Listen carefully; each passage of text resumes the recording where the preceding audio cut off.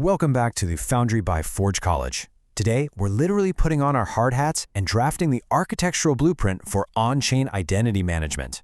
We're going to take some pretty abstract concepts and turn them into concrete mechanical truths that you can actually build with. Let's get right into it. Okay, let's dive into this. If you were with us for the previous explainer, you know we spent our time deep in the trenches, right? We were tuning and debugging load balancers, really getting into those low-level network mechanics. But now, well, we face a much more abstract challenge. How do we actually verify who is on the other side of that decentralized network?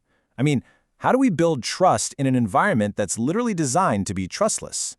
That is exactly the bridge we are building today. Here's our blueprint for today's explainer. 1. From debugging to identity. 2. The distributed DMV metaphor. 3. Authentication versus authorization. 4. The 3 essential checks. 5. Building a developer identity. And 6. Securing your identity engine. Section 1. From debugging to identity. The crucial pivot to identity management. So here is our core axiom, our absolute starting point. If resolution is unreliable, identity assertions based on names will also be unreliable. Basically, before we write a single line of smart contract code, we absolutely need an intentional bulletproof model for ownership and recovery. Because if you have bad resolution, like if your system points to stale or unexpected records, your trust is completely broken. A working resolution mechanism is the absolute bedrock of identity. Section 2. The distributed DMV metaphor. Bureaucracy, but on-chain. Now, what's really interesting about this concept is how real-world bureaucratic frustrations map surprisingly well to highly efficient decentralized mechanics. Think about the DMV's master index. That acts just like an on-chain registry. And the clerk's file holding all your specific details, that's your resolver.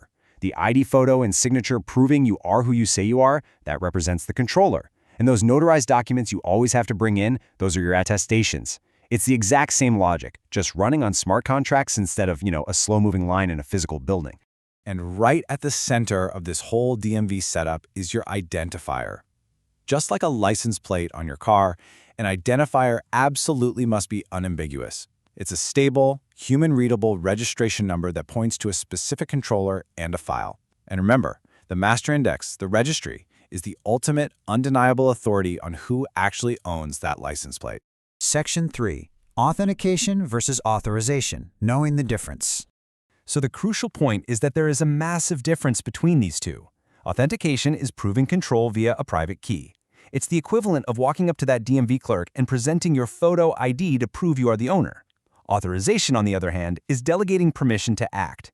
Think of it like handing the clerk a power of attorney document. On-chain, this manifests as smart contract permissions and delegated controllers acting on your behalf. Never, ever mix these two up. One is proof of self, the other is proof of permission. Section 4. The 3 essential checks. Quality assurance for identity. Okay, so if you want to verify an identity on-chain, you have to perform these 3 steps in a very specific order. Step 1, the owner check. You go straight to the registry and confirm who actually controls the identifier. Step 2, the resolver check. This is where you fetch the records from the resolver. And step 3, the attestation check. Here, you validate the signatures and the provenance of the claims. Listen closely because this is huge. Checking metadata at the resolver level without verifying the registry owner first is literally just blind trust. It allows an attacker to publish forged attributes while someone else actually owns the name. You always have to check the foundation first. Let's see exactly how this maps to the data. Specific record types map directly to our verification checks. Your address, or adder, record maps a name to an account. Your verification focus here is ensuring the registry owner and the resolver match up perfectly. Then you have your text records, which hold arbitrary attributes like emails or social handles. Here, you're validating the format and cross-checking issuer signatures. Finally, your content hash points to off-chain content, like IPFS. For this one, you fetch by hash and strictly verify the payload signatures and timestamps.